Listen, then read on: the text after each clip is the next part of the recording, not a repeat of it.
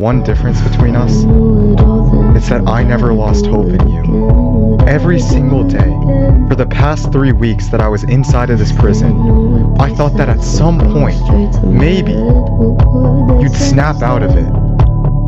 You were to die, there'd be no point for me to play here.